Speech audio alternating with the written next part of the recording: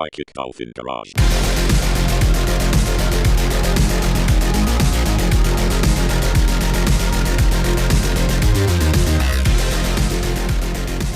Hello, hello, all you gigolos. Welcome to Garbage In, Garbage Out. It is finally back.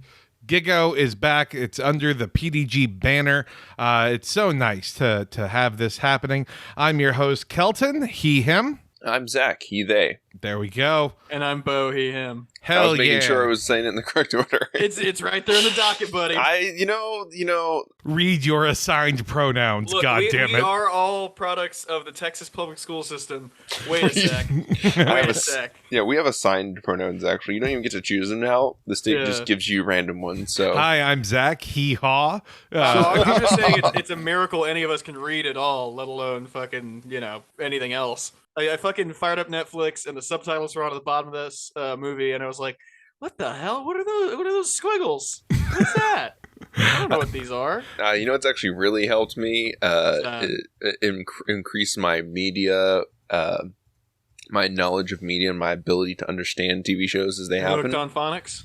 I've started watching HBO Max on my TV, and I think the sound is set to like 5.1, and I only have a 2.0 system right now. Yeah. And so when I change it to HBO Max, what's it called? Audio settings. Shit. I changed the audio. description. It's like audio description. That's what it is. I changed it to HBO Max audio description, and it's like the scene opens. The two men are looking at each other, and they start talking. So it's like voiceover explaining what's happening if you're like blind, I guess, which is cool. Yeah, no, cool. Honestly, But I'm really glad that like accessibility settings have pulled through where like every audio editor and fucking, color balance guy has just given up. It's like these shows are dark as fuck, can't see a goddamn thing, and everything's mixed so that like if a character like, walks weird or bumps into a table, that's all you fucking hear for the next 5 minutes. It tells me exactly what's important I about was what's about happening. to say, Zach watching Citizen Kane being like, Rosebud, this is important. Pay attention. Rosebud. Obviously, that's the next step, right? Is you just like have somebody analyze. You watch it's the movie Wikipedia line by line plot summary happening. And you also have a video essay on the movie running simultaneously with it, so that you really don't miss a thing. That's what it sounded like. It took me a minute to realize what it was doing because I was like looking at my phone and it would like describe the scene to me. I'm like, perfect. I don't have to look up yet.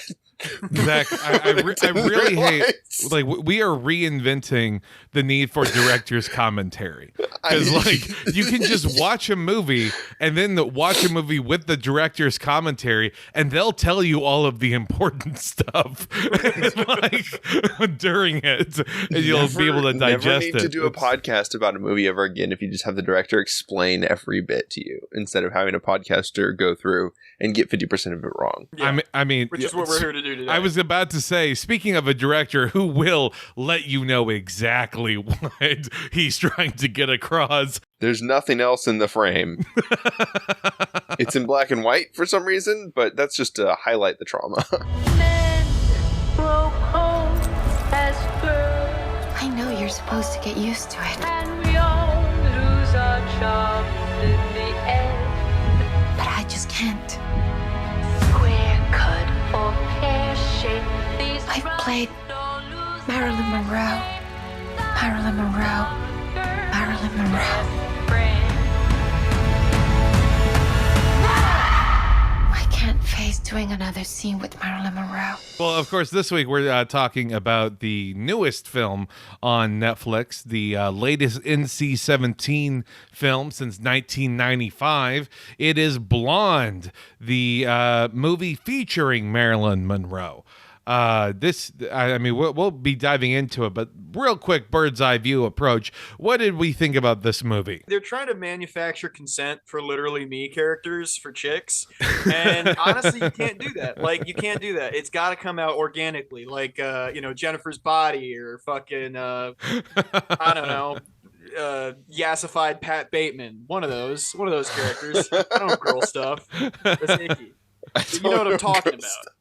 Yeah, whatever the girls do these days. Yeah. They were sitting down and they're like trying to figure out their approach. And they're like, well, back in those days, they didn't really get women's rights or mental health or neurodivergence or, you know, the abusive movie industry, beauty standards, how capitalism takes vulnerable people and steals them away. Yes. I'm so glad we've yes, come so back far. then. And neither do we. Roll film. The director just looking at a photo from 1952 and being like, not so different, you and I. Indeed. Yes. Let's dive into this.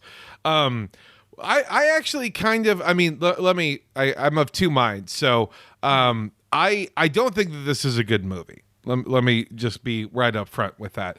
I don't think, though, it's a bad movie for the reason that a lot of people think that this is a bad movie. Because, like, there's a lot of discourse about how, oh, well, is this really a biopic if these events didn't actually happen in Marilyn Monroe's life? Like, well, I mean, if we're going to apply that standard to biopics, like, 80% of biopics then don't qualify anymore. So much gets streamlined. Like the fucking Queen movie. Magic, thank you very much. Like, I mean, the Elvis movie, the Queen movie, just any musical biopic really streamlines everything. I mean, any biopic like Ray even, like also, you know, will streamline the controversial aspects and sand down the rough edges. This movie went the other direction. And instead of having the highlights of someone's life, it's only the lowlights. Yeah, they were like, all right, it's gonna come out like fucking wait, did this come out this month or was it like late last month? I think it was the very beginning of this month. Like, okay. They're like, yeah, it's, you know, it's spooky season, like fucking like let's really like dial up like okay, we're gonna do a lot of 19-year-olds are gonna dress up like Marilyn Monroe for Halloween. Absolutely. Let's make them feel guilty as hell. But beyond that, like, how do we like, you know, make this like, you know, the fucking Y2K retros real in right now? So what we're gonna do is like a mid 2000s torture porn thing, but also Marilyn Monroe for some reason. Yes, I mean, but I genuinely think like that was their approach. Like, and I hate to also just kind of be overly cynical, but this movie I don't think would have any headlines. It wouldn't have any attention. We wouldn't be covering it if it was what was life like as a 1950s actress. Bad. Roll credits. Yeah, exactly. It would just be that. But if we can kind of have this big icon of 20th century culture in Marilyn Monroe, and then take the what if approach of what if all of these rumors about her life were actually true? What if all of the bad things in her life were actually shown and taken out to that 11th degree? I think that then it does make for compelling, albeit traumatic television. I would say, yeah, that is the kind of drawback of it, of that, which is compelling to a degree, right? Like at a certain point, it's like, all right, what next? What fucking horrible, the torture porn comparison I think holds in that, like, you know, like a later Saw movie or like Hostel or something. It's like, all right, what fucked up things happen next? You know, that scene where she had to crawl through a fucking tub full of used needles, I thought was a little much. Hey, it's a gornographic film. That's the thank you. That's what they're going for. It was a very good film about someone who is stuck in the soup of like high-powered drugs and mental illness and fucked up shit happening all the time. Yeah. And it's beautiful in that. Yeah. I think it's actually almost like if it wasn't Marilyn Monroe, it would be a better film. Yes, I think so. And you're gonna sell them fucking wigs, Zach. If only there was a way that you, like, if you're calling characters the ex-athlete or the playwright or things like that. If only there's a way that you could have your main character just be called, I'm just shooting from the hip here, blonde, huh? Yeah. Wouldn't that be something? Or Norma. You just stick with, the Norma aspect, and then she doesn't like being blonde. Weird how you could just dissociate like one more tiny degree, and I think it would make it good. That'd be or really better. artful, actually. Yeah. I do like this Team Fortress 2 sequel is incredibly fucked up compared to the previous game, but shit. Good on them for finally putting out a game with a 3 on the end. I just do want people to not kind of lose the forest for the trees. That the fever dream, almost dark fairy tale aspect of this movie is very compelling because it's not meant to be. It's Lynchian? No, I'm not going to go that far because again, like I'm not trying to earn clout on Letterboxd, but if I were trying to shoot for that is exactly what I would say. So yeah, I bet if we were to scroll those reviews, that's what people would say. Because I mean, it just feels like it's meant to be a nightmare sequence. Like something I always wonder about is like scale of 1 to 10, how bad would this movie be to watch on drugs? And the answer is this would be fucking horrific. Yeah. Which is, some of us, horrific in a good way or horrific in a bad way. Oh, absolutely. In what world is this? It's the fucking season. You come out of this movie, you go home, you sit down, and you have to talk like, hey, we all saw the same movie, right? Y'all good? You guys good? You guys also are like feeling a need to like call your dad just so that way then he says he loves you, right? No, that's not possible. Oh fuck! Oh no! Guess I'll call a bunch of strange men instead. Shit. Yeah, she's just like me for real. Well, yeah, I guess let's talk a little bit about like what actually happens in this fucking movie. We can go into the actual recap because for the people that have watched it, great. I'm so glad we can talk about it. For the people who haven't watched it because they don't want to, I'm so glad we can serve as this function here. Yeah, spoilers, by the way, for Marilyn Monroe's life. But it's legitimately spoilers because this shit didn't happen. So, you don't know what's gonna come next. Oh no, yeah, I'm just saying it's a bit like, and I'm sure fucking anybody who hasn't seen this has gathered this from our conversation already. It's a bit like any like, oh, we're gonna go out and we're gonna assassinate Hitler movie or fucking one of those. If it's only like, it does not end super great. I thought it would. Anyways, so this movie, we start off with a young girl who has a very troubled relationship with her mentally ill mother, to the point that her mother almost kills her when a California fire breaks loose, and she then takes her daughter back home and then tries to drown her in the bathtub because she is convinced that if she kills her kid, the man that she hooked up with one time a long time ago will come back and love her. Yes, that's sound logic. Yeah. And again, it's 1940s parenting. It's back when like you couldn't be soft with kids. Yeah, exactly. You needed to make sure that then the mom got locked up at a mental health institution, which isn't that nice. That she could just be institutionalized instead of, I don't know, driven to homelessness and then get hit by a car or something. There you go. Yeah. As as the foundational trauma of the main character, it sure felt like we were fucking speedrunning that shit. Well, yeah, I mean, because that's like, it's just to be the 2.5 hour version. movie. Like, that was like 20 minutes more of it. like, I want to see this 7-year-old girl in danger. That was your. Remember when this exact same thing happened to Robert Pattinson's Batman? Marilyn Monroe and her parents are walking in an alley. No, Marilyn, no. No, Marilyn, don't walk down mental illness alley with your mother. Oh, that's grim. Very, but it's fine because if it's any consolation to make people not feel a little bit more gross than already about this film, the initial scenes of the movie where Marilyn Monroe lived with her mentally ill mother, that happened in the actual on location of where Marilyn Monroe actually did live with her mentally ill mother. Same thing like with her death scene. So it's very important for location scouting to get that authentic it's a real feel commitment to the craft. Yeah.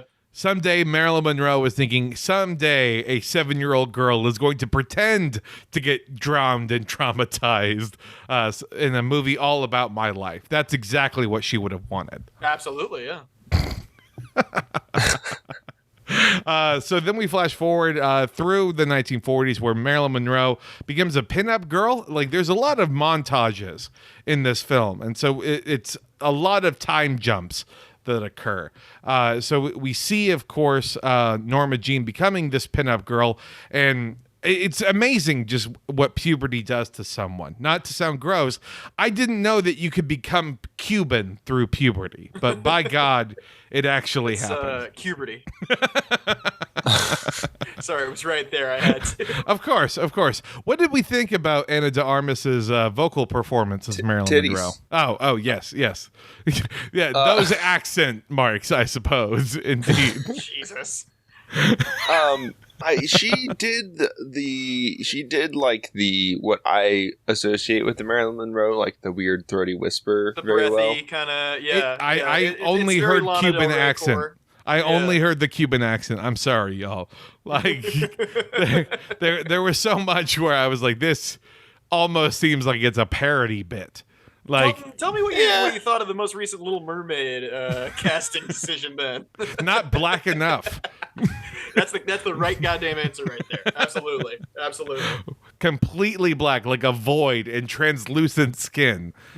With like Big a old dangly anglerfish thing too. Yeah. So the director of this movie actually said that there was some work involved in post-production to make the actress sound more American because initial test screenings were very negative about how she actually sounded in this. So That's I mean, like, if your job is to sound and look like a famous actor, like, you're supposed to do that. I'm not saying it's on the actor, because I don't think Ana de Armas was probably the best choice if you were really going for a true one-to-one with this. But Yeah, which I don't think this movie generally is going for that kind of thing. no, almost like, again, if she was an actress called Blonde and someone named Norma, that for one degree of separation further, I think would do a lot of good for this. The wigs. I can't stress this enough.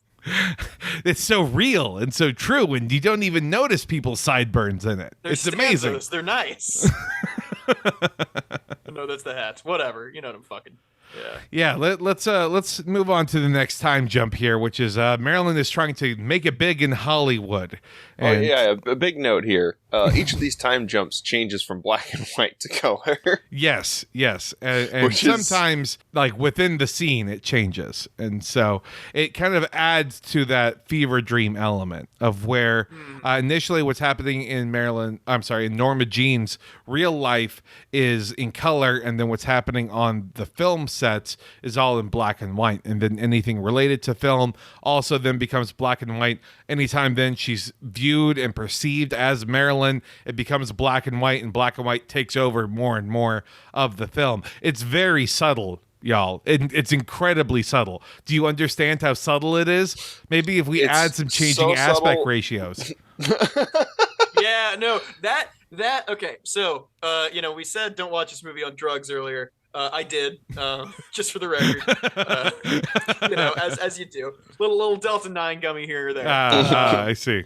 And the aspect ratio thing fucked me up because it first happened when I was looking at my phone. Yeah. I was looking at my phone when a different scene happened, and let me tell you, oh boy. Rewind, play. That's not what I think it is that's talking to her, right? Oh God. Oh no. So yes, Marilyn is trying to make it big. That's then when she meets film studio president Mr. Z, and wouldn't you know it, she's sexually assaulted, and she's just outright raped by Mr. Z. It's like you have to do the reading beforehand to know who that is or what's happening. Yeah, really, you do, because again, no context is given. It like. There are critiques of Marvel movies where they say that things feel like it's a roller coaster ride that you're just kind of going on a trip for.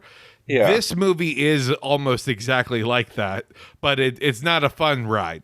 Your anchor is always Marilyn because she's always the center of it, and your anchor is Norma Jean because she's always the center of all these frames. Mhm. But then even your anchor doesn't know where she is. But this scene, it highlights something, and it's part of the criticism I want to mention, because there's a corner, not even a corner. There's a quarter. There's half. The majority of online criticism, like of YouTube critics and of nerd culture that's trying to critique this movie, that their analysis seems to be in what feels like almost intentionally shallow for an intentionally shallow movie. Like we'll talk about this scene as, oh, it just shows how Marilyn got her big break because she was sexually assaulted. Like, I don't think that was the point of the scene. I think the scene happened, number one, to traumatize us and show that she was traumatized. Yeah, like, let's really set the tone. Oh, you thought it was bad so far? Buckle up, fuckers. Yeah, and then, like, you know, it shows that she got sexually assaulted and then got her big break, but she also is shown to be talented. She's shown to be smart and insightful and caring and all of these positive qualities. But then when she feels hollow and that like imposter syndrome sets in, it helps the audience identify with like the most fucked up version of that. Of like, is the only reason I'm famous because I was raped. Like, that's the point of why you show that kind of scene to be the starting shot of her career that way. Like it. Yeah. So to say, oh, why would they show this? Well, there's a reason. Let's not just assume just because it's an NC-17 movie, they're doing everything for shock. Yeah. No, I mean, yeah. Let's take the least least generous appraisal of this, and then throw it up on a YouTube video, because why not? It's the internet. Who fucking cares? Soy facing as I go like, Marilyn. Oh no, blah blah blah. Yeah. No, literally doing the like pointing soy jack thing for like an act of sexual assault. Yeah. It's just I don't know. It feels like the same people that are saying, how on earth could this movie profit off of this? This is disgusting. What a disgrace. My brother in Christ, you're watching it.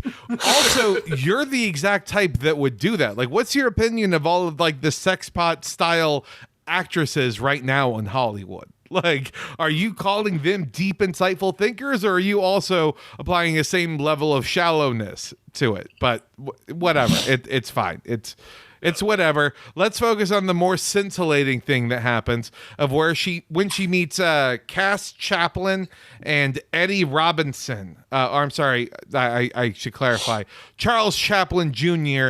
and Edward Robinson Jr., where she has a poly relationship with them. Yes, bisexual kings. Yes, indeed. Kings all the way through. Did nothing wrong. That's what I have to say. What about you, Bo? Sorry, I had to hop up for a sec. I heard a fucking big old crash outside. We're just talking about like how my cat knocked some shit over. These two just boys on the town did absolutely nothing wrong to Marilyn. Obviously, yeah. It's a real dudes rock kind of movie. I really thought when fucking Adrian Brody and the other guy just were like walking into the horizon. I hate to say this. It's It's not back in town. It's not Adrian Brody, but okay. Adrian Brody plays a different husband. No, I'm getting my wires crossed here. When Adrian Brody and the other guy walked into the sunset, I thought that was a great way to end it. So in between the Mr. Z and the meeting these two men, by the way, there was the therapy scene. Oh, where she's just unveiling everything and all of the trauma.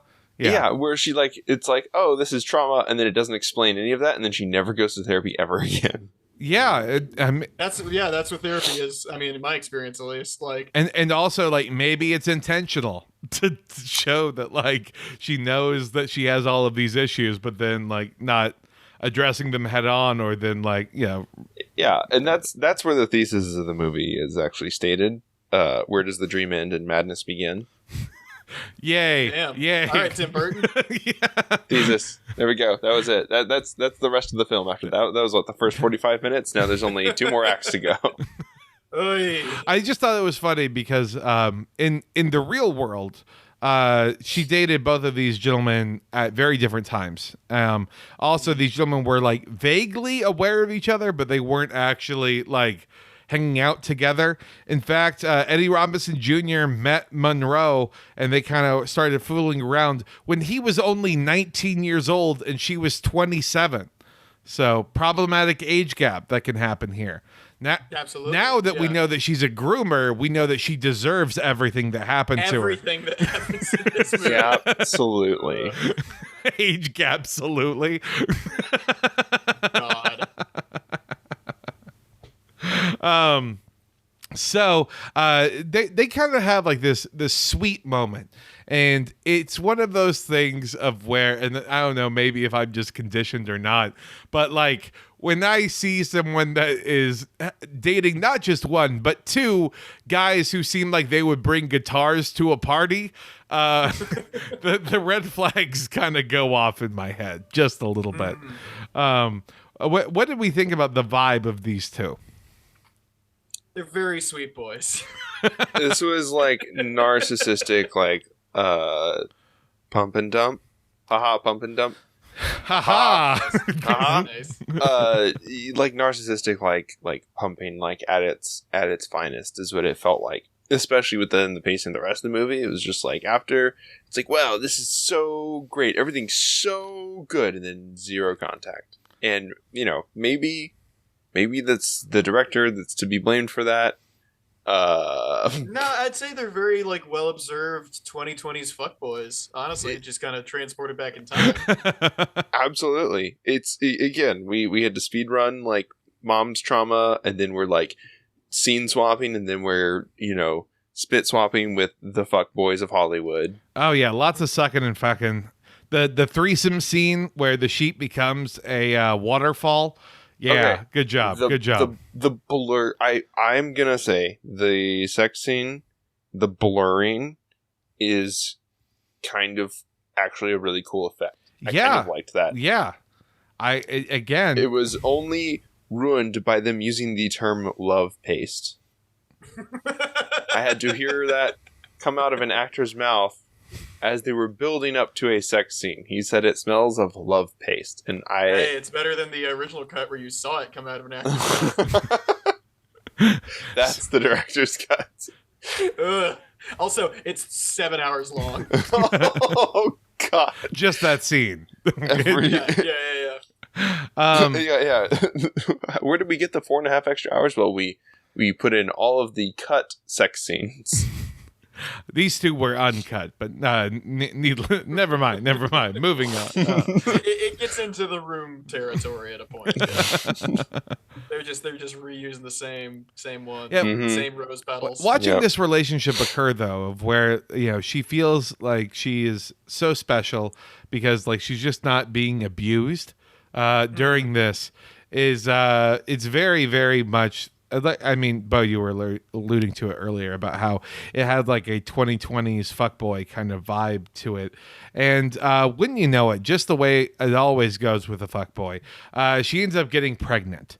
And With literally like a scene where something morphs into sperm, and then it shows sperm the like galaxies become sperm fertilizing eggs, becomes her being pregnant. Yes.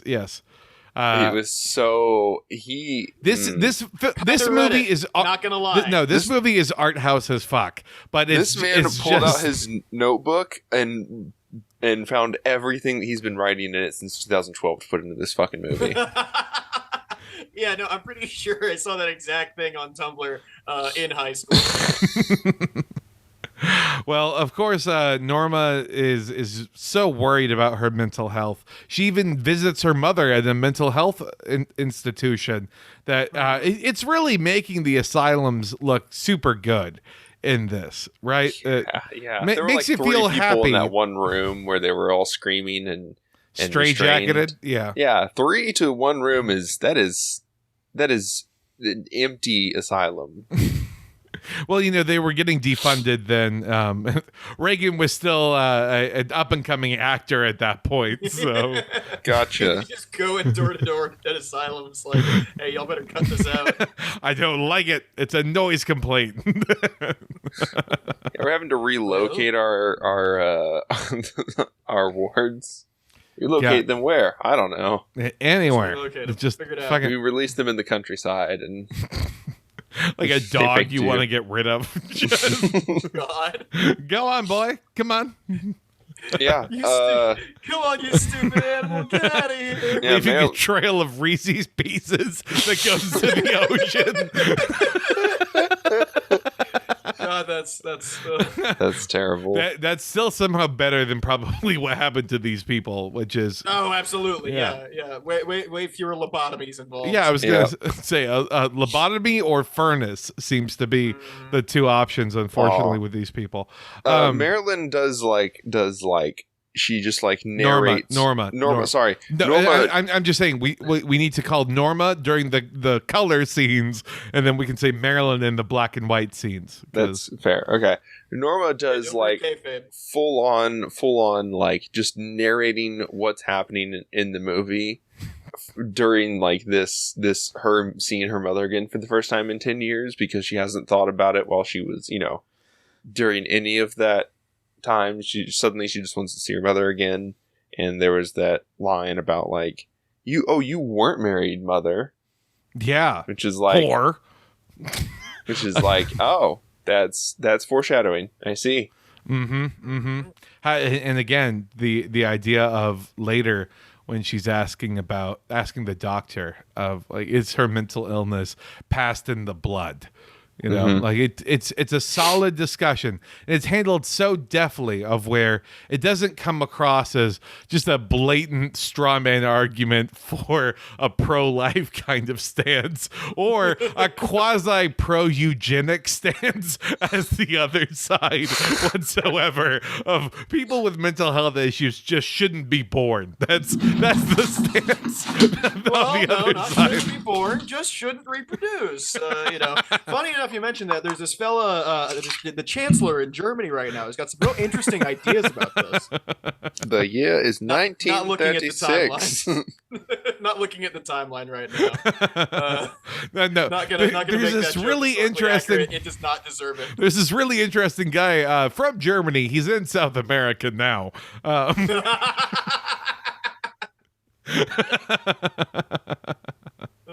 But yeah, so Norma decides that she actually wants to go ahead and get an abortion. So she calls basically the fixer for the studio company, and then they get her into the car, and that's when things become black and white, and it's Marilyn who then is going to go get the abortion, only she changes her mind, you see. She changes her mind, but is forced to get one. Forced, locked in, even if she says no repeatedly. This is what a pro-life propaganda film will just show this scene. I almost guarantee it. Oh yeah, yeah. That's what happens in every abortion clinic. Is the safe word is "I don't want it, doctor." I'm pretty sure that happened in God's Not Dead 3. or rather, you have to say "I don't want a doctor, I don't want a doctor" the whole time.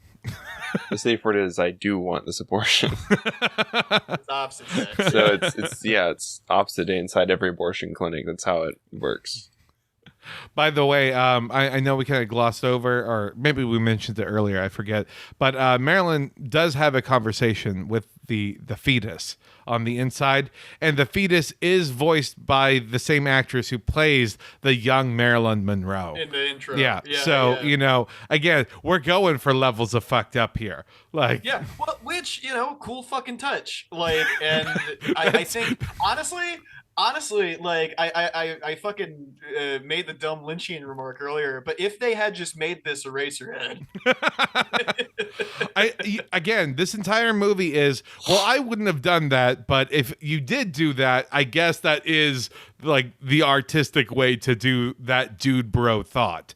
So, sure. Yeah, it's aesthetically coherent. but like I what they're going for, to me at Well, least, is this is what the director fucking- said about Yeah. her pregnancy. I'm not convinced that she actually wants to have a baby. I think she has feelings about not having a baby, but I'm not convinced that what she's doing, I mean, she doesn't end up having one. There's a wish for a baby, but there's a fear of baby. And I think that's kind of the central stressor on her, which is like true. Don't get me wrong. Like that comes across, but I think there's a little bit more to it than that about someone who I believe, if I remember correctly, Marilyn Monroe actually suffered from endometriosis. So she couldn't have kids. And part of the rumor was because she had the abortion early on. And so, I think that's where like this scene comes from in the rumor mill. But the idea of a baby then being like, oh no, like having a kid's a lot of work. Maybe she didn't want to do that. Like, no shit. Like I don't think like you need to not have exactly a revelation. Yeah. She was busy being the like star of the century. But she just wanted to have Charlie Chaplin the third, basically. That's Yeah. Yeah. CC3, I think would have been the rap title for Yeah. What's that family? I agree with the director. Is there a Zoomer influencer Charlie Chaplin out there now? I don't know, but I mean, if there was, that guy would have been Me Too, because Charlie Chaplin, kind of a monster. If you look at his let's just call it relationship history with underage girls. Interesting. So, yeah. Yeah. Again, another, same problems with the rest of the movie. The director's like, I'm not convinced. I think she has feelings about this and that, and I think there's a wish for this or that, and it's a central stressor, and it's like, yeah, he never says anything, and neither does Ana de Armas, and so the audience just comes away from that feeling like, so she wants a baby, but she doesn't want a baby? Yes, you see, it's all very art house. But don't worry, we're smash cutting. And this is where we start to see the lines blur of her personal life, because it's a personal scene outside of a studio environment, but she's talking to Joe DiMaggio, the ex-baseball player, as Marilyn Monroe. And she's still trying to put on the charm and have that persona around him. Yes. Yeah. Any Cool. And Jolton here we Joe. is that Kelton Joe. He'll give you a jolt with his Joe. What is that? Joe D. Joe D's nuts. There we go. is that what fucking are stuck the we landing. Is that what we took away from that? I had to look him up, and those are his nicknames. Well, No. See, this is how I know you're a little too woke, Joe. Not Joe, Zach. If you have a guy whose name is Joe DiMaggio, what is, I don't know, like an anti gay slur you could probably work in to Joe DiMaggio? Well, obviously the dude slays puss, so that's no, Oh, well, I'm just saying, if you're not a Yankees fan in the 1940s. We don't have to. We don't. if you will. We don't have to change his name into anything. That's a fucking Italian ass nickname. It's an Italian ass name. Like, Yeah. I'm not going to let respect that guy Italians. date my white daughter.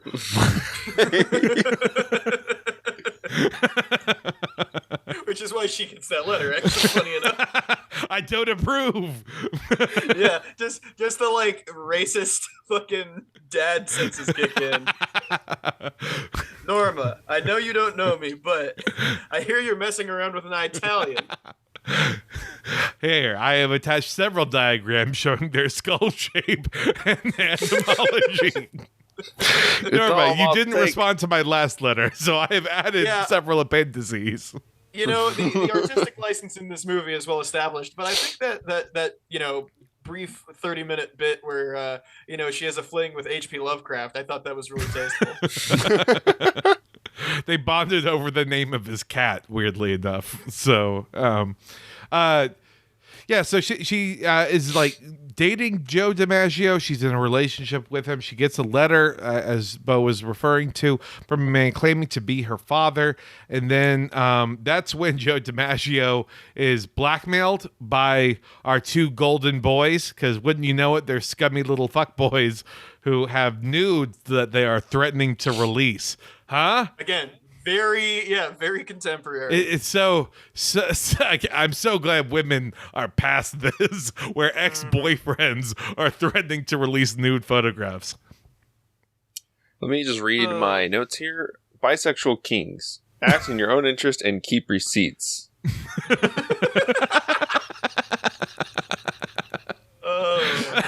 I also like your little notes here.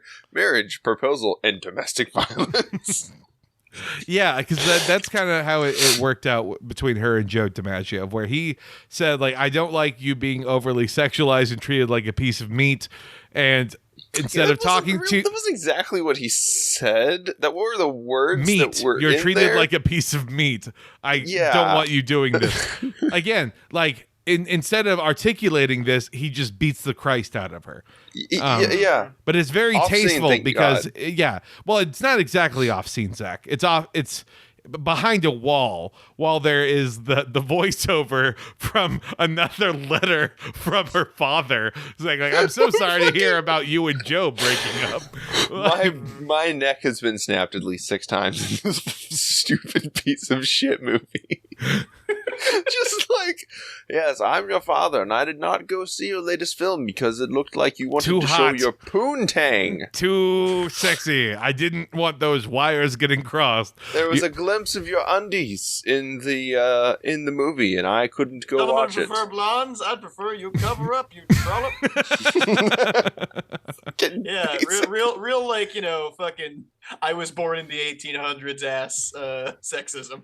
I mean, wouldn't you know it, though? Fun fact, just again to kind of mention in the real world, after their marriage ended, Marilyn Monroe and Joe DiMaggio basically reconnected about a decade later, or a little less than a decade later, and they became like confirmed just friends, basically, but living together. And then there were a lot of rumors about them just kind of rekindling their relationship because he went to therapy and like got his act together and became like an appliance salesman, like the ex-athlete doing a sponsorship deal kind of bullshit. And so the equivalent now of like running a fucking car dealership in Plano, Texas. Yeah, basically exactly something like that. Yeah, and if you started that early, then you definitely run all of the car dealerships in a 100-mile radius now, so Marilyn missed out. Yeah. Missed a real catch with that guy. Norma Jean missed out, sorry. So again, I just wanted to mention this to kind of highlight how we don't get any of that because, again, this is just the low lights. Like, we are only getting the fucked up trauma that comes from it. The only positive things we get are just enough so that way then when they're taken away, we can know that it's traumatic, basically. Yeah, we're not developing her character at all because she has all these, like, we're just seeing, like, these dreamy sequences with men that she calls daddy. And then, like, we see her be traumatized by them because they aren't her daddy, and then she has like these letters from her father. She's trying to find her daddy. It's just sexy Finding Nemo. I'm trying to process that statement. Give me just a moment. First of all, it's Finding Nemo, an incredibly erotically charged film to begin with. So I think saying sexy Finding Nemo is a little redundant. Second of all, there's also a female character who kind of is an unreliable narrator that has a bit of a head case issue. Yeah, I get it. Oh no. Dory Goes to Therapy is a hell of a film they're going to put out in like 2032, huh? Look, all the Download characters. Download it directly to your fucking brainstem and like start crying uncontrollably. Pay $40 for the 5 seconds that it takes.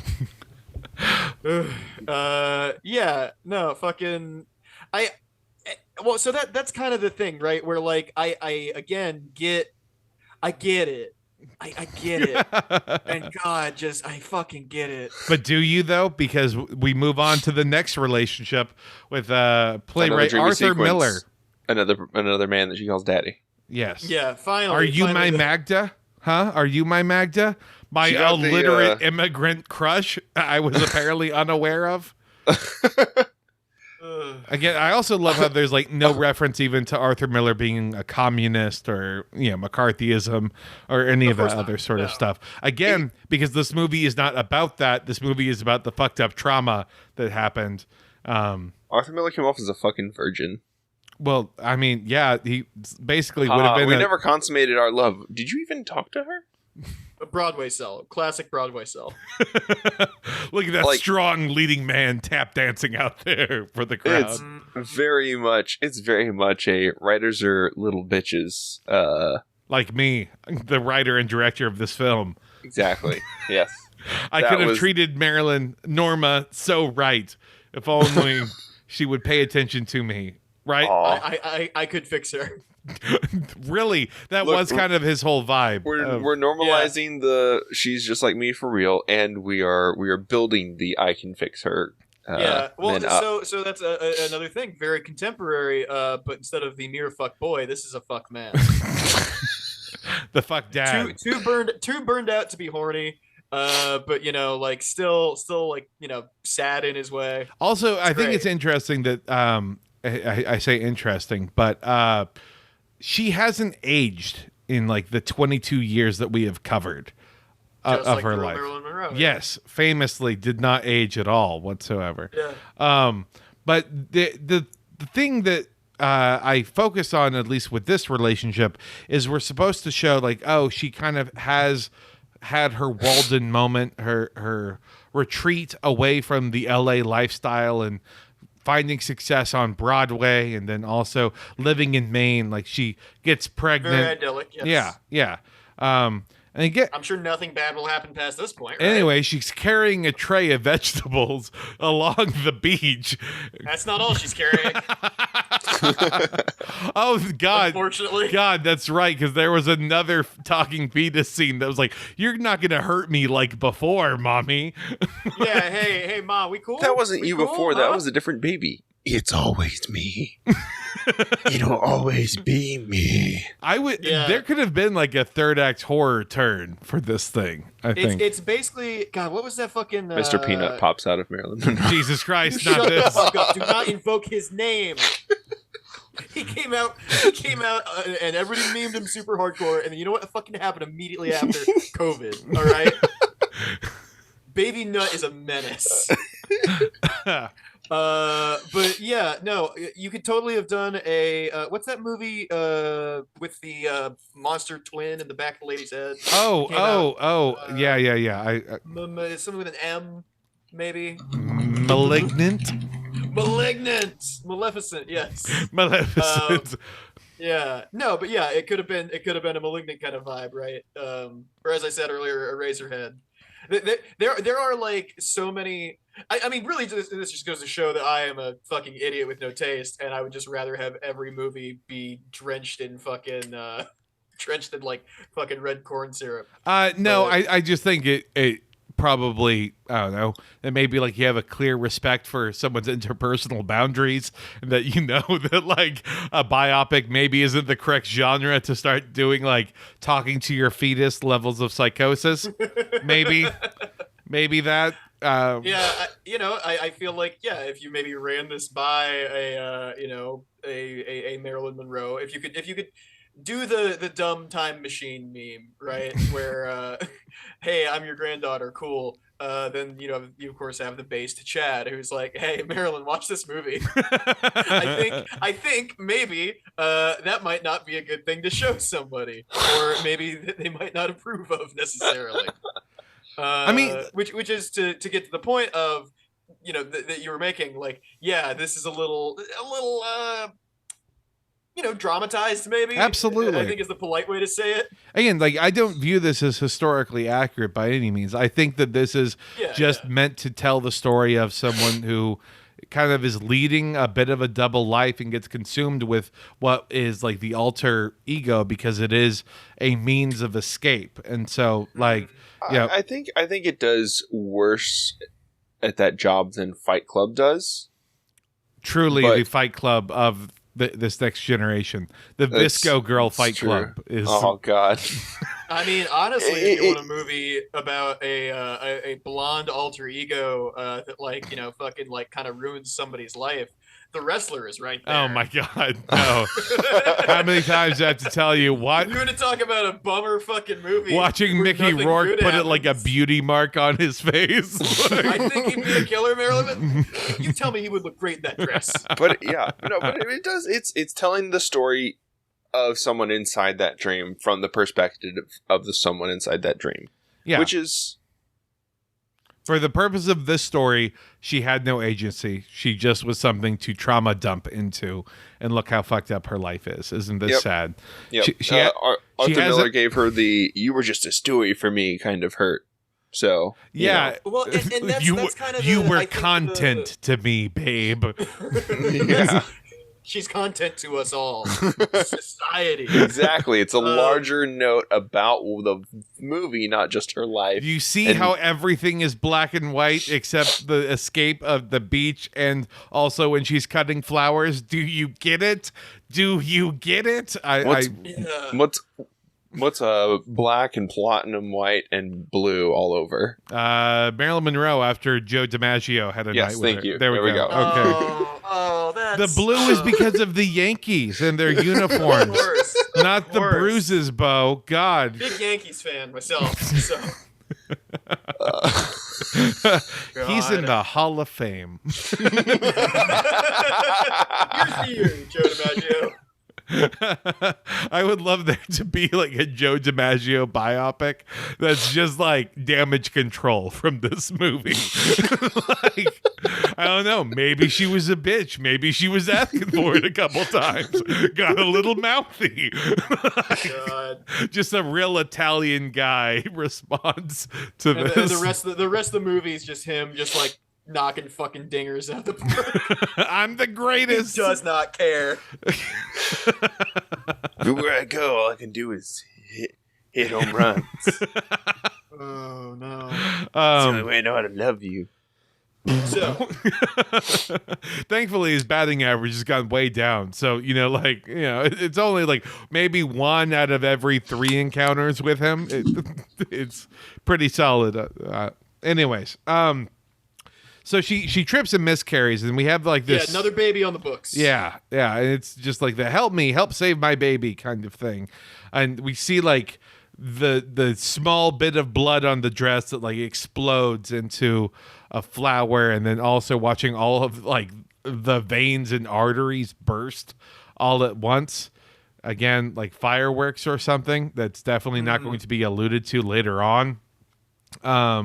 It's pretty wild, I think, to just keep hammering home the point of like, man, this lady's life kind of does suck, because the downward spiral continues. To cope with the stress, she's of course taking pills. There's this awesome sequence that takes place, just on a cinematic level, of where she's on a plane and then she's in a theater and she's back on a plane. Everything's kind of blurring and merging together. She is now fully Marilyn, but Marilyn is a hollow shell kind of thing. She's stuck in that nether world of always famous but having no real connection. No agency too. I mean, she's She hasn't had agency this entire film, so Oh yeah. But, She's had lots of this- agents, but no agency. Hey, haha. That's some agency. This we're fully there's an idea of Marilyn Monroe, like fucking, John Hamm trying to Pathway. sell Marilyn Monroe. God. All right, here's my idea: trauma plus tits, blonde. By God, Yeah, John, there's the pitch. you've done Yep. it again, you son of a bitch. So then it's 1962. Secret Service agents pick Marilyn Monroe up actually off of that plane where she goes to meet JFK. You see JFK. Sure, this'll go well. What? I said I'm sure this will go Oh, well. absolutely. You know, and It's a loving relationship. No notes. She goes in to the White House. I love how they utilize the tunnels, but not really, you know, like it's just Secret Service agents just carrying Marilyn Monroe around. And she makes a reference again, like, oh, am I just a piece of meat? Am I room service? And like, she says it in the form of a joke, but we as the audience, we know it cuts deep. Yeah, it's some real. I mean, again, this entire fucking movie, some real bleak, fucking dramatic irony here. Yeah, and then of course, like we show that the Democratic president is facing a sex scandal, because all of these women, these girls, are coming forward about what's happening with this president. You see. And it just made them vote for him twice as hard. I mean, they made him twice as hard. That's for sure. I mean, if the Professor brothers are anything to be believed, you know, It made him hard I at least can't- twice. I can't quote a fucking 2008 Brad Neely cartoon off the top of my head, so you're gonna have to take my word for it. But if I could, that would be very funny. I just appreciate almost how bleak it was, because her meeting the president, there was no regalness. There was no element of trying to be impressive. Like, she just ferried into the bedroom, and then there he is. He's shirtless. He's just sitting in his fucking 1960s back brace, just on the phone in the bed. And then she arrives, and he's like immediately trying to get a hand job and then a blow job from her. And then they fuck, air quotes around that, because not sure if that's the right descriptor. Yeah. And then she throws up in JFK's bed, so then she's all fucked up and gets scurried out, because she can't even stay overnight. You know, like, it's not this fairy tale relationship she has of movie star and president. It's just this incredibly bleak transactional thing. Yeah, you want your Lana Del Rey core? You've got your Lana Del Rey core. Enjoy it. This is what it is. Is this what you wanted? No, it's not. Well, too bad. This is what it is. Yeah, it's someone saying, like, I want to be just like Lana Del Rey, and then marrying a cop in Oklahoma. Like, that's exactly what this is. So shit just continues to go south for her. She ends up just being all fucked up at her house. There's a scene with her makeup coordinator that I thought was actually very kind of morose, of where she is just laying completely still and he's putting on the makeup on her almost as if it was like a corpse. Yeah, almost as if she's already gone. Yeah, Wow. deep again, incredibly I need deep. ability to smoke a cigarette and hold my hand sometimes when I'm topless and crying. Yeah. God, honestly, that does sound like it hit right about now. I need a older I'm gonna be right back, metrosexual y'all. man to give me compliments, please. Yeah, I'm gonna hit Grinder for like 5 minutes. One sec. Yeah. Jesus. Yeah, the ability was there from like the first time they shot her up. His name is And- Whitey. Thank you very Whitey? much. I Yeah. thought it was Billy. I have it as Billy in my notes. My bad. Whitey was there from the beginning. Because you know who wouldn't be allowed around Maryland? Those goddamn Italians. Yep. Christ Jesus. Yeah, like they're from like the beginning of her like having to take drugs so that she can perform on stage And not claw her own face off because she's sick of being the butt of every joke. Yeah. Yeah. And like yeah, and like her feeling comfortable in the persona that has been given to her by the studios, the viewers, the people that run the industry, the people who crave the image of her and not her herself.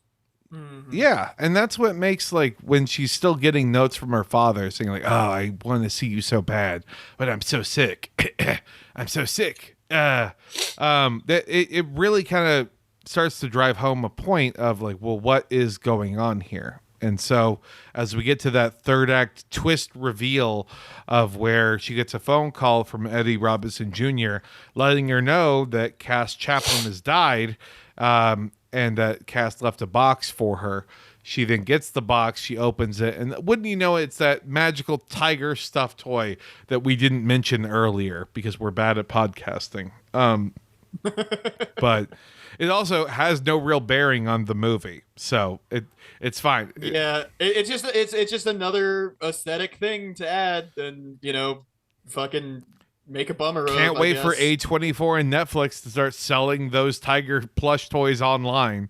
God, don't. Yeah, absolutely. Oh, It was I'm sorry. In like three total scenes. It was in like 3 total scenes, and they had to pay way too much for it, so they said, fuck you, we're putting it in this scene too. And then at the end, they were like, look, it's cheap. We just put it in the box. Look, we've made a whole nother scene to add to this movie. Yeah. And she sees the tiger and she's like, oh, wow. Oh, Cass was thinking about me. So sweet. And then she opens up the something that says, to my daughter, as a letter in it. It says, there never was a tearful father. Love crossed out, Cass.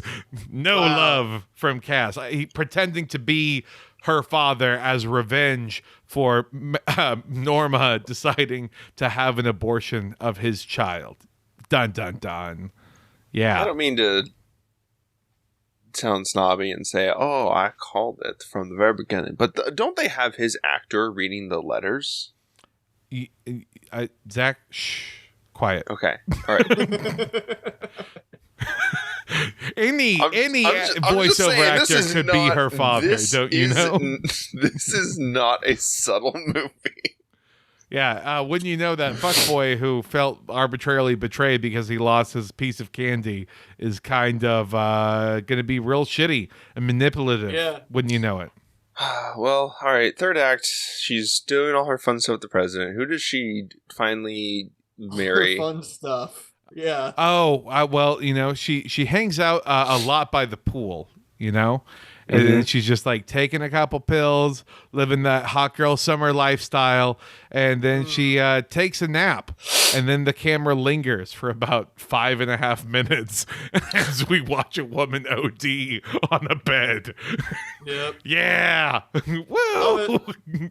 Blonde 2022. Very technical film. Every shot where you're experiencing all these emotions is just a tight shot of Ana de Armas's face where she's doing all these like expressions as you can hear like things happening. Super technical acting that has to be done here. When there's nothing but your actress's face on the screen, it's hard to. Zach is rewatching the blowjob scene. I think we all know what's happening here. That's fine. Just her face on the screen for the blowjob scene. We're talking about her ODing and dying, and Zach is like, you know what? Back to the highlight reel. Fully blowjob. You know what? Yeah. I'm going to hold on to this scene. Hey, wouldn't be the last time JFK got hit. What? How? Just. Anyway, yeah, she 5 minutes. Just the longest shot that you've ever seen. Almost as long as the single shot opening of The Revenant. Almost. But somehow this feels more. It's some funny games it shit. Feels longer than that, even though that was like because a it's prolonged shot. eye contact. Just Fucking. It's really not a great time, not fun. But yeah, so she ODs, she dies, and then again, it's kind of a bummer. Like again, this movie I thought was going to be so bad it would be great to discuss, or so try hard that it would be great to discuss. Instead, this ends up being just so up its own ass that it makes me get very mad. But then finding out other people are like, no, we're not mad about that, we're mad about it being NC-17, and it's like, I mean, this is going to sound, I guess, like a hot take. What about this movie was actually NC-17? Like, yeah, no. Do we want to move on to kind of the discourse? Yeah. Let's talk about was this movie a success? Yeah. I mean, it did what it set out to do, but again, I just people were like, please don't set out to do that. Like, I'm gonna set out to do it even harder. Yeah, exactly. What was NC-17 about it? Marilyn doing the work from home special where she sat in her like nice house, her nice suburb house, like with just underwear on and her tits out. Yeah, like That's how I'm recording this podcast, actually. Yeah, tits out. I just think that, nothing about it really felt something where I was like, oh man, like this is a lot to chew on. Like content, I guess I should clarify, nothing felt so graphic that I was like, wow, this is a lot to chew on. There was a lot of everything else, but that wasn't any different than any like thought-provoking R-rated film. I don't know why this actually was NC-17, other than like, oh, non-consensual sex, I guess, is the category, but that also happens in a lot of R-rated stuff. So yeah. I mean, it's fucking. It's NC-17 for sexual content, for anyone wondering. Like that's what they're saying, but I don't know. NC-17, so she can be topless that much. Crime, full penetration, et cetera, Yeah. Yeah, there's not even like full penetration. Still, there's still like R. Yeah, there are. It's a lot of cutaways. There is like one old man dick that you see for like a split second. Yeah, not enough. Also, I should say. Yeah, not enough old man dick. Every movie, honestly. There's never enough penis in these movies. It's always tits, and that's it.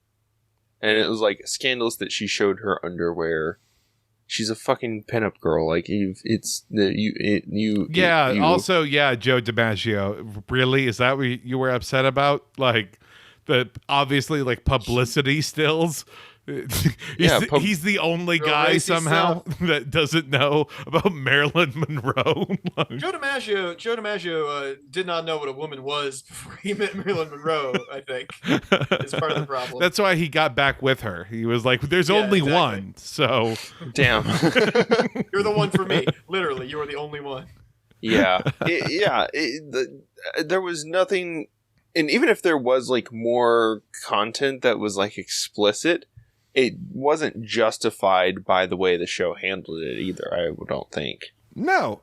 I mean, like, there's stuff that talks about how Netflix tried to replace some of the graphic sex scenes with alternate footage, and I think the director was right to not try and get whatever Netflix wanted as an alteration, because I didn't think any of it was overly gratuitous. I'm sure whatever Netflix would have done would have been worse. Yeah, like make it hotter somehow. Like do slow-mo close-ups, instead of like give JFK and Marilyn a romantic subplot was probably like their biggest studio note.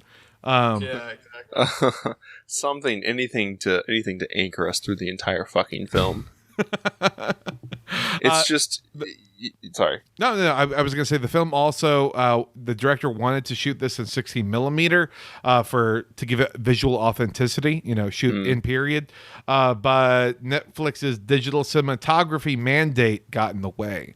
So put away that hand cranked camera. You're going to shoot on this red camera. I mean, it feels like, again, it's a bizarre film for there to be like this much digging in your heels.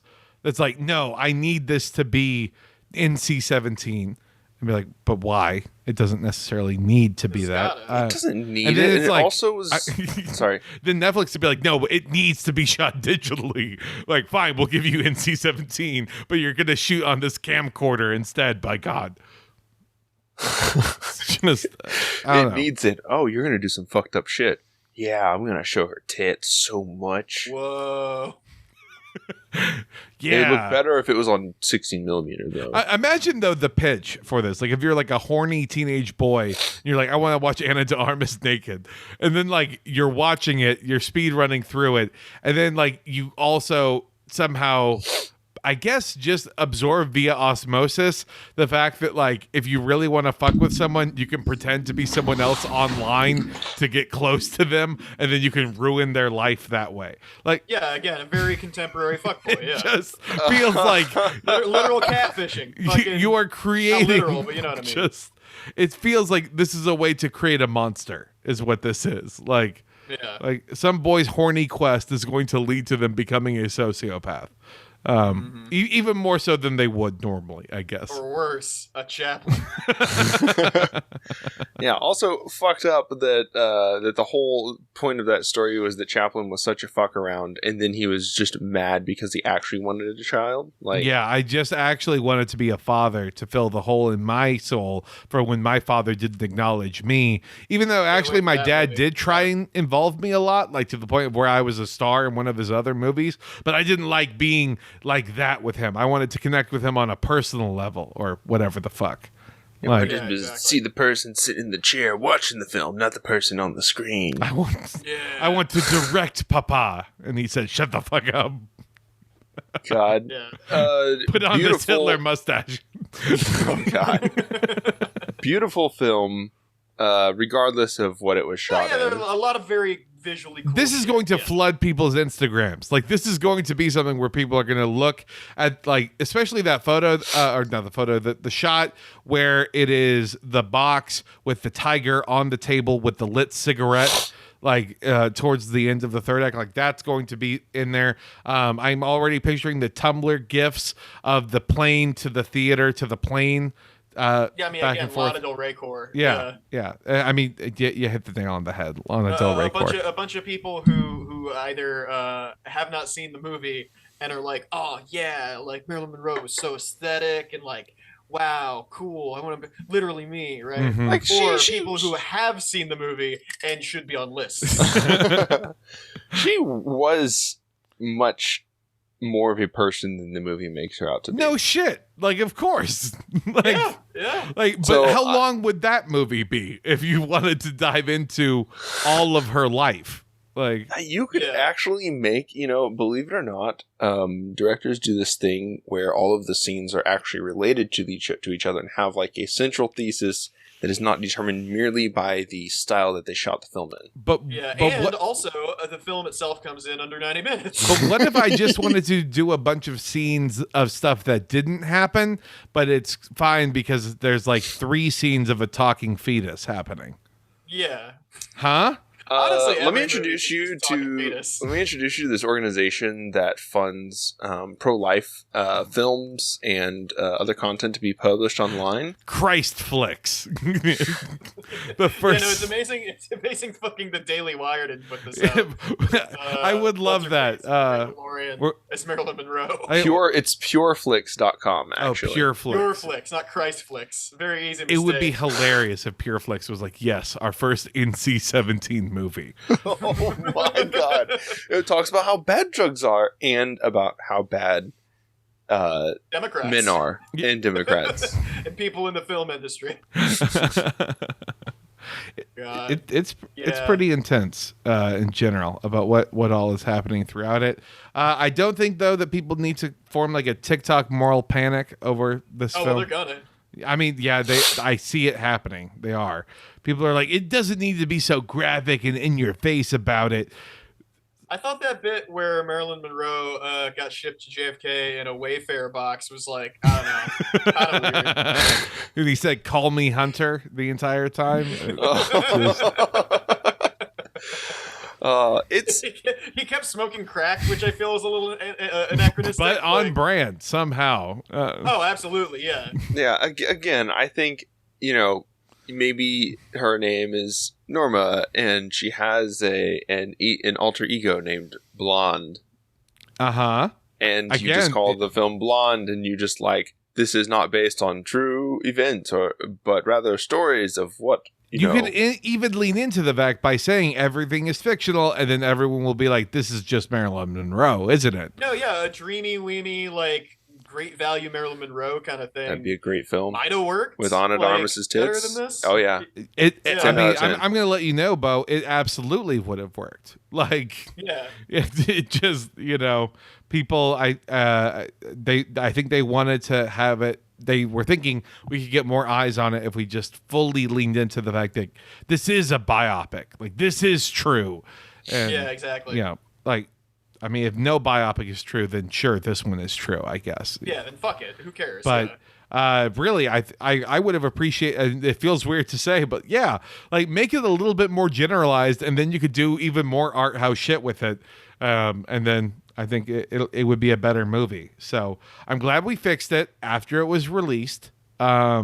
I'm glad. Yeah, I mean, because what else are movie podcasts for if not just fixing movies, right? That's all we do, especially in the back half of it. That's where, yeah. Like, you know what? Now that we've run through it all, here's how I would have framed Anna de Armas. Yeah. Zach is still rewatching that one scene over and over. Sorry, there's just, there's not a lot of JFK, but it's a whole lot of Anna de Armas, so... Anna using her arms. Yes. Anna did that half-inch range of motion, okay? Like, I don't know what's going on with that, but... Are you siding with JFK on this one? I think JFK got a bad rep. I think JFK... some more fair representation of JFK would have been appropriate in this film. The fact that the door was open the entire time is just... so bad. Yeah. It's a movie. It's a movie. It's very cool to see all the set stuff and to get the feel of some of the Marilyn sequences. You get the feel of her being there doing those readings. Those are very cool. Yeah. Again, supposed to be a very technical, these are tight shots of her doing these readings and this is her face, and it's that's not what the film's about though. So you can't go into it expecting a good film. No, and that's, I think, and that's good. You could maybe cut 2 or 3 good films out of this. Yeah, it's almost I don't know, maybe if there was a movie called My Weekend with Marilyn, where they did something involving just 2 or 3 days of her life, so that highlight a certain aspect of her personality, that would be fun. Yeah. Only that movie came out 12 years ago, so yeah, it's whatever. I also want not to be confused with Weekend at Maryland's, which is a way darker movie. that's what happens following the pool scene. Yeah, 2 wacky studio execs have to get their leading actress through her next film. The only twist: she's already OD'd because she found out that the father of her unborn child has been pretending to be her father the entire time. Zach Galifianakis stars. Oh no! Wait, is he Marilyn? Even just starting from Mickey Rourke stars. Yeah, there we go. The actress. God. Even just starting from her movie career, that is 20 years of her life. Mm-hmm. And you can just start from that, and that's a great hear me out here. You could go through just her last film and what she was like. Mm-hmm. That just a snapshot again would be okay, that makes sense. This is you can fit a traditional fucking movie structure in this, because it's not oh yeah, fucking if you ever get experimental with film structure, you suck. But this form of lack of structure does suck. Yes, because it's just meant to be look at the vibes, and you're yeah, I get the vibes. Yeah, soak in the vibes, and I would prefer not to. Soak in the vibes for 3 hours. Yeah, exactly. Nah, I'm fine. Again, I hate to say it. This is going to these kinds of movies are why blockbusters are popular. Because you know what movie doesn't leave this kind of weird half taste in your mouth? Ryan Reynolds and The Rock teaming up in the Netflix romp. That synthetic bullshit somehow is more palatable than something that just kind of feels like it's just meant to be. I say for the meme, but I mean in the cultural zeitgeist. It's meant. Yeah. The fact that they made the film is more of a performance art than the film itself. Yeah, double feature between this and Free Guy. I think is really that's the movie, right? Now- The fucking Ryan Reynolds. Yeah, one? that's Ryan Reynolds' Yeah. movie. Yeah. When y'all finished Dumbass watching video this game movie, by the way, I wanted to ask, because I stayed all the way through the 8 minutes of credits. I did You know, not. the post credit scene, like that. You know, I got to know what happens in Oh, Blonde Marvel's 2. broken you. Yeah. But I was actually waiting because I wanted to see what Netflix would recommend next for me, and I understand people's recommendations are different, but I thought it was hilarious because it recommended the Dahmer Diaries TV show that's happening. Makes sense. Then it recommended The Blacklist, which I guess is a show that's still on with James Spader as like a master criminal. And then it also recommended Nailed It Halloween, a cooking show. Just fucking whatever. Give the people what they want, and what they want is just more garbage. Just fucking pile it on there. So I think that's going to do it probably for us just continuing to give our thoughts on this. I normally would say, oh, well, how many trash cans is this with GIGO stuff? But I think we all know it's 4. It's one long trash can. It's a 40-yard dumpster. It's a landfill is what this is. It's one of those like construction trash cans, you know. Yep. Yeah. I can't wait for her to get an Oscar nom, by the way, for this. Oh, yeah, this is total Oscar fucking, like, Oscar wank. Not even Oscar bait, just Oscar wank. Again, Cuban Maryland is going to break the world, I think. Goddamn right. It was technical. It was atmospheric. Yeah, okay, so cinematography, I could see it also getting a nom for it. Not direction. Yeah, no, that is one thing. I will say it's a bunch set, of really cool set design, I could see. Set design was really cool. It both felt costuming, like a 1950s... Costuming and makeup, with black and white, back and forth. It felt like a 1950s movie and a film about the 1950s. Yeah, because they had to find stuff that would work as costumes in black and white and then also in person. Okay, I can see that.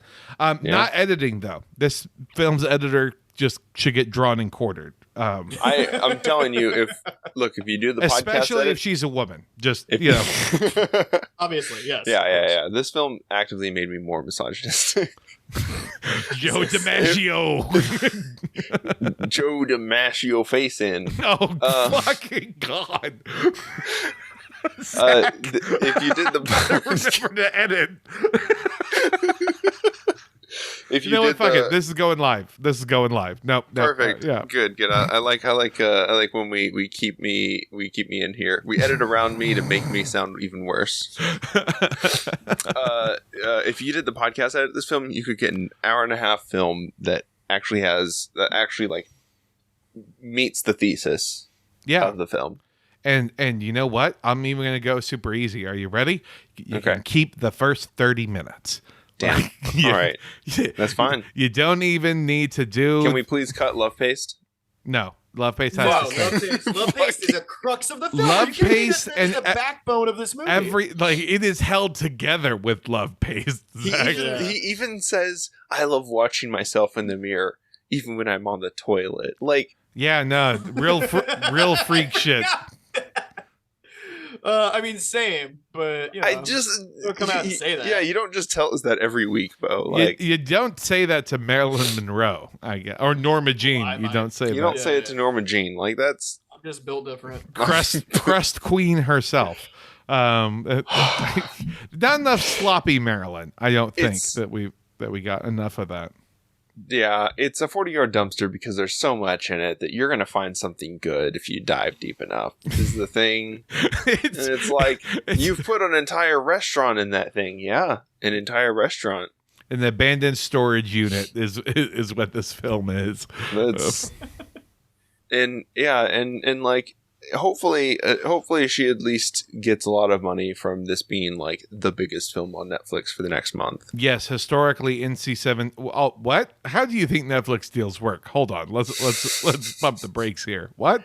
Oh, they definitely, you have like your salary from like filming, then you get like royalties for the rest of all time because it's a Netflix special film, right? Of course. Yes, Yeah. And they have absolutely. really great pay structures for all the actors involved. Oh, they love paying people well at Netflix. Yeah. Yeah. They especially love keeping, especially NC-17 stuff in Oh, their yeah, library. This thing won't disappear off the face of the earth in 3 years. Not at all. Pirate it while you can. Coming to Tubi and PureFlix. Coming to someone's Plex server near you. Oh, there was coming, all right. God. Pasting. Again, I can't wait. I can't wait to never watch this movie again, but never stop hearing about this movie like once every 3 months either. Oh yeah.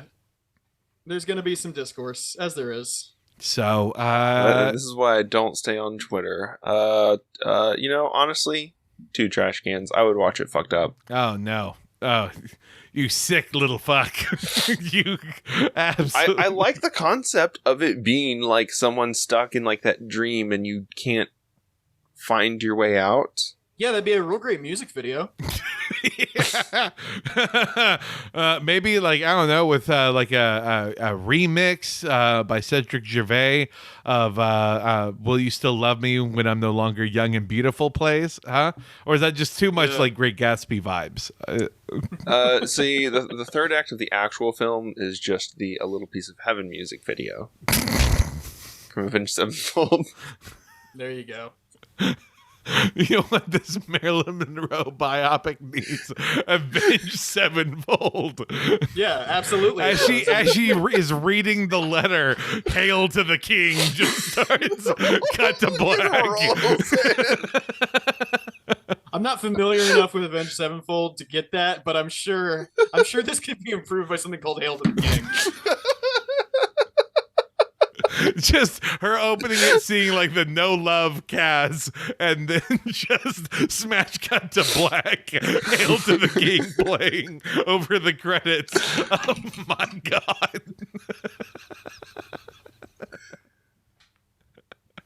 god. Yes. I stand by it. Flawless. We make art here in the garage. Here in the garage, we are art. So, without further ado, let's give the people what they want. This is a monthly bonus episode, so this is coming out on a Friday morning. Bo, thank you so much for joining us in this. Yeah. We're slowly but surely dragging you back, one bonus episode at a time, one traumatic movie at a time. Another great Italian once said, "Every time I'm out, they pull me back in." So I just gotta ask, on behalf of everyone, where can people find you these days? What have you got going on? I am at Schnedwob on Twitter. That is SCHNEDWOB. And that's really, I'm on Instagram too, Schned_wob. I don't post enough of anything at all. And that's fine. Log off, bozo. Yeah, the Bloodborne series, is that in the works? Where are we at with that? No. Fucking, that would be honestly Netflix, hire this man.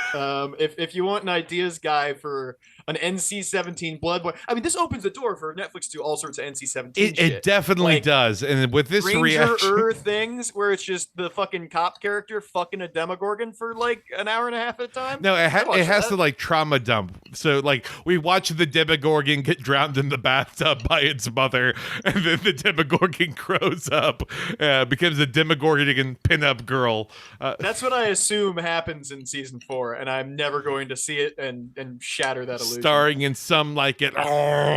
Yeah. But yes, you can find me on the online. Perfect. And Zach, what's going on these days?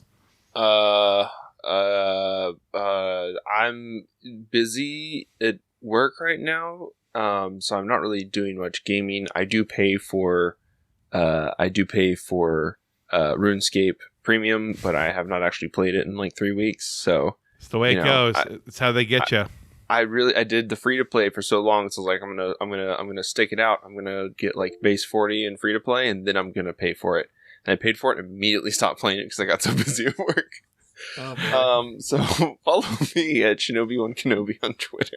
I'm playing Team Fortress 2 these days like a good God-fearing Christian man, all right? I'm working out in my home gym and eating a lot of sugar-free Jell-O. Okay, that's pretty base this morning. Thank you. I'm glad we're both living our ideal trad Our lifestyles. trad lifestyles. Yeah. I've been watching a bunch of primitive technologies, and I'm going to move into the woods as soon as I get through his final playlist. Of course. Perfect. I think that's again par for the course for everyone. Anti-plug, yeah. We are doing exactly what everyone thinks that people. 3 dudes talking about blonde, the blonde bros. We're doing exactly what they would think. So Yeah, you can't see right now, but all of us did dye our hair platinum blonde for this. So thank you for taking the time to listen all the way through. For this. I thought we were just doing a bit. Oh, well. Dear Melon, I wrote, but you still ain't calling. And that's a movie about See, make it about parasocial relationships. Fucking anything. Make it about one thing other than like, oh yeah, didn't life suck for Marilyn Monroe, huh? Honestly, like, okay, we're not gonna. We've already moved past. The fucking the idea of someone developing a parasocial relationship with an actress who died like. What is it, 60 years ago would probably be like a more compelling film than what we just witnessed. But I'm just saying. it's okay because like normal films would have arcs and character development, whatever. For me, my Twitter is kind of AWOL right now, so just follow the show account at Dolphin Garage on Twitter. Listen to our main episodes where we talk about the hell world that is Texas, give you some insight about what's going to be next on the right wing's national agenda. And that's it. Goodbye, everyone. Bye. Bye.